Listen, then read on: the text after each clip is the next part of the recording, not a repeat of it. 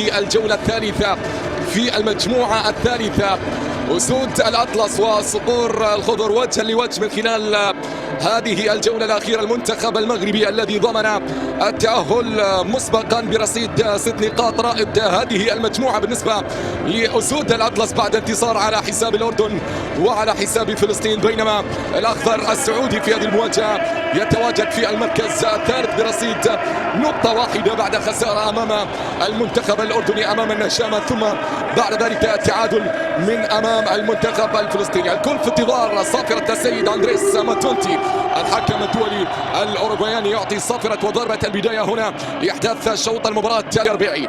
تشكيلة المنتخب المغربي من خلال هذه المواجهة السيد طبعا حسين عموتة بتغييرات عديدة من خلال طبعا للمنتخب السعودي في هذه المجموعة أفضل من فارق أهداف المنتخب الفلسطيني. السيد أندريس ماتونتي الحكم الدولي الأوروغواياني الذي أدار السعودية في الجهة اليسرى في الانتظار المنتخب الحربي وكرة قوية ومرور وتسديدة وتركي العمار، لكن عبد العالي لم تكن قوية. خدعك المباريات الماضية. الكرة فيها لمسة للأمام باتجاه أمامنا الرقم 8 أيمن يحيى، يحاول فيها أيمن يحيى ولكن خطأ يحتسب لأمام، تعود عن طريق إدريس فتوحي، لمسة باتجاه الحمدان، تمريرة بينية كرة إلى فراس لكن خروج ممتاز، خروج من جانب عبد العالي المحمدي. كرة تعود مرة أخرى في وسط الملعب، هذه المحاولة للمنتخب المغربي، محاولة وكرة قوية، تسديدة تأتي قوية من أيمن الحسوني اليسرى للمنتخب المغربي، كرة في محاولة انطلاق أيمن الحسوني، تمريرة رحيمي سفيان كرة تضرب في القائم، يا الله على الفرصة الأخيرة، تسديدة يحاول يبحث عن المرور، تريس لمسة ممتازة، كرة مغربية، سفيان رحيمي خطيرة، فرصة سقوط موجود، وحكم المباراة السيد أندريس سعودي في هذه المواجهة. كرة واصلة في الجهة اليسرى، تعود مرة أخرى عن طريق إدريس فتوحي عرضية ولكن خروج ممتاز من جانب زيد المواردي في وسط الملعب باتجاه فراس البريكان، تغطية موجودة من جانب الدفاع، ثم بعد ذلك حكم المباراة هنا أمامنا على طول يشير إلى وجود صافرة وخطأ من حكام النخبة على مستوى قارة أمريكا. مرة أخرى لمسة للأمام للمنتخب المغربي، التمريرة والكرة عند فوزير، عرضية تأدي ولكن التغطية موجودة بشكل ممتاز جدا من جانب مهند الشنقيطي، على طول حولها إدريس فتوحي، إدريس يبحث عن التسويق، ثم بعد ذلك تمريرة ثم كرة عرضية، ضربة راسية في منتهى الخطورة الكرة الماضية من كرة عرضية. الأسود كادت أن تبدأ العرض هنا من خلال هذه المواجهة بعد تأهل 7 منتخبات إلى الدور الربع النهائي. في راس البريكان للمنتخب المغربي، تعود مرتدة، لمسة ممتازة، سفيان يحاول لكن سعود عبد الحميد ينجح في التغطية وإبعاد الكرة الماضية. خطير جدا هذا سفيان رحيمي، يلعب في الزعيم الإماراتي مع نادي العين الإماراتي، واحد من الأسماء المميزة حتى الآن في القحطاني، يقود الهجمة المرتدة وتدخل قوي كان موجود من جانب فوزير، وحكم المباراة على طول هنا مباشرة يشير إلى وجود صافرة، إلى وجود خطأ. هذا هو تركي العمار، خط ماضي عبد العالي المحمدي، يرسل كرة طويلة في الجهة اليمنى النهيري لكن التغطية موجودة، وبعد ذلك حكم المباراة هنا يشير إلى وجود خطأ.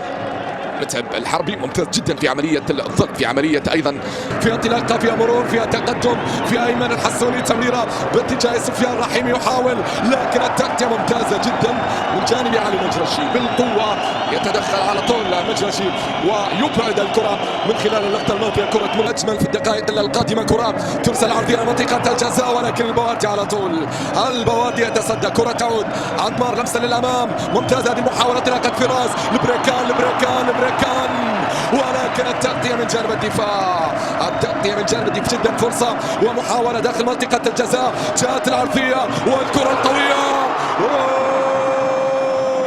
البوادي يمنع فتوحي من افتتاح التسجيل. في الموسم الماضي الأهلي السعودي كرة ترسل طويلة عالية للأمام، خلف المدافعين الكرة الماضية لكنها تصل بعد ذلك سال الكرة باتجاه حارس المرمى امام فراس البريكان، هياها وانطلاقه ومحاوله كره عن طريق متعب، يحاول متعب لكن على طول تغطيه من جانب اشرف داري. تغطية ممتازة جاءت من جانب أشرف داري. كرة للأمام، عبد الله الحمدان يحاول، عبد الله حولها خطيرة جدا عند مدرج عرضية تأتي،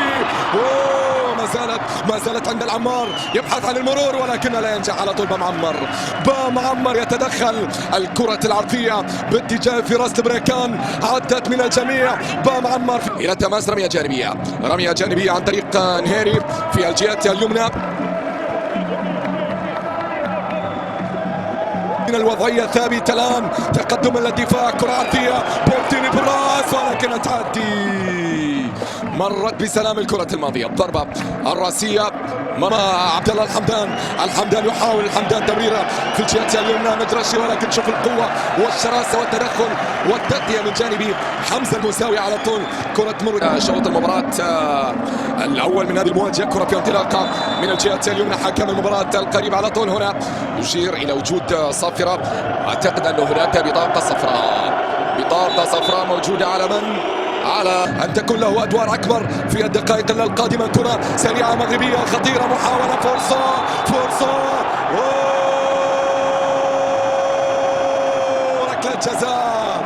ركلة جزاء. البواردي يقع في المحظور ويستعد كريم، يحاول مرة أخرى هنا للمنتخب المغربي. البركاوي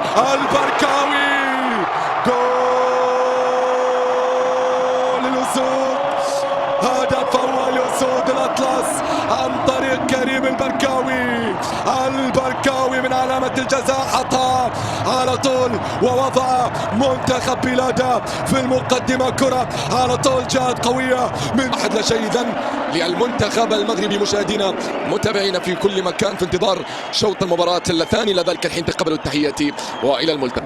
شكرا لعبد العزيز النصر. مرة أخرى مشاهدينا متابعينا في كل مكان عبر BN سبورتس، عودة بكم من جديد ومباشرة إلى استاد الثمامة إلى شوط المباراة الثاني، حيث تركنا شوط المباراة الأول ينتهي بتقدم المنتخب. لا ينجح الحمدان في اللقطة الماضية، كرة تعود مغربية للأسود عن طريق الجهة اليمنى، عرضية تأتي والدفاع على الطول يتدخل. تغطية ممتازة المغربي، لكن أيضا التغطية من جانب تركي العمار تعود مغربية. يا له من ضغط ويا لها من رغبة كبيرة جدا لعناصر المنتخب المغربي. هنا مياب في الجهة اليسرى بمحاولة انطلاقة ومحاولة عن طريق سفياني، يعدي سفيان لكن على طول التغطية بشكل ممتاز من مدرشي، لكن حكم المباراة يشير إلى وجود خطأ مع النهيري. يحاول النهيري يقف خلف هذه الكرة الثابتة، يتقدم الآن ولكنها زاحفة ضعيفة مرت إلى خارج الملعب. تبقى المغرب بهذه الأسماء، بهذه الكتيبة، بهذه العناصر من المنتخبات المرشحة للفوز بهذه البطولة، خاصة أيضا مع الاستقرار الموجود للسيد الحسين عموتة. بطاقة صفراء أخرى بدأ حكم المباراة. هنا في نص الملعب ما زالت المحاولة، تركي العمار، لمسة العمار مرة أخرى، العمار الحمدان يسقط وحكم المباراة يشير إلى وجود خطأ. نعم على طول هنا أمامنا مباشرة يشير إلى وجود حيرجع، راح للفار يتابع اللقطة، هل كانت في الداخل أم في الخارج. هنا حكم المباراة قال لا شيء. فوزير يستعيد، فوزير مريعتي ينطلق ولكن الدفاع السعودي كان في الموعد على طول. تغطية جات ممتازة جدا. الجهة اليسرى المساوي إلى رحيمي يحاول، رحيمي يضرب. جميلة الكرة الأخيرة، رحيمي من هذا المكان أرادها للمغربي عن طريق الجهة اليمنى. فوزير يحاول، لكن تغطية ممتازة من خلال اللقطة الماضية على طول شالها رقم 20 هنا البديل ابراهيم معنشي في اللقطة الماضية. بامعمر خطيرة للمغرب، وصلت إلى سفيان، وصلت إلى رحيمي، فرصة عند فتوح الآن ولكن طالت